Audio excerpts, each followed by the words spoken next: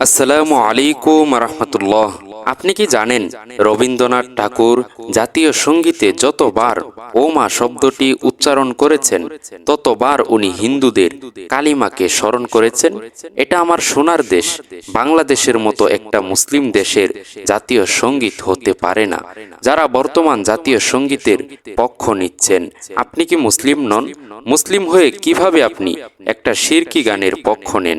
এই গানে অসংখ্য লাইন, এমন শব্দ রয়েছে যেখান থেকে শিরকি গন্ধ পাওয়া যায়।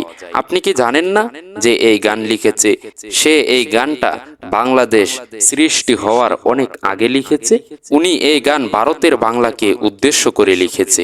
এবং আপনি কি এটাও জানেন না রবীন্দ্রনাথ বাংলাদেশের নাগরিক নয়? অবশ্যই জানেন। তাহলে আপনি ভাবুন, ভিনদেশী এক কবির গান কিভাবে আমাদের দেশের জাতীয় সঙ্গীত হয়?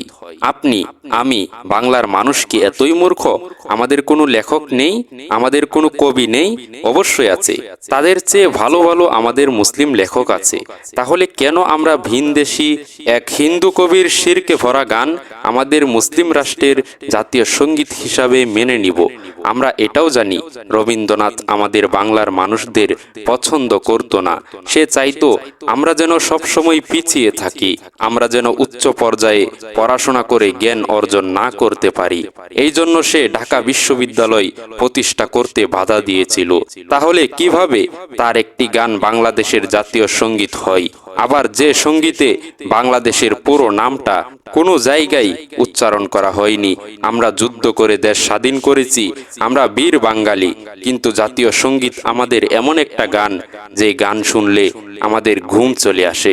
অথচ আমাদের জাতীয় সঙ্গীত এমন একটা গান হওয়া উচিত যে গান শুনলে স্বাধীনতার কথা মনে হয়, যুদ্ধের কথা মনে হয়, আমাদের বাংলাদেশের বীর মুক্তিযোদ্ধাদের কথা মনে হয়। কিন্তু আফসোস, এই গানে সেরকম কিছুই উল্লেখ নেই। আর বেশি কথা বাড়াবো না প্রিয় ভাই ও বোনেরা, শুধু এতটুকু মনে রাখবেন, আপনি আমি সবাই মুসলিম, আর মুসলিমরা কখনো শিরিক করে না।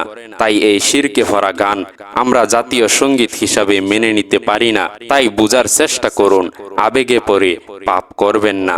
আপনি যদি মুসলিম হয়ে থাকেন, বাংলাদেশের একজন নাগরিক হয়ে থাকেন, তাহলে ভিনদেশী কবির এই শিরকে ভরা গানকে জাতীয় সঙ্গীত থেকে বয়কট করুন। আপনার জায়গা থেকে আপনি আওয়াজ তুলুন। আল্লাহ আমাদের সকলকে সঠিক বুঝ দান করুন। আমিন।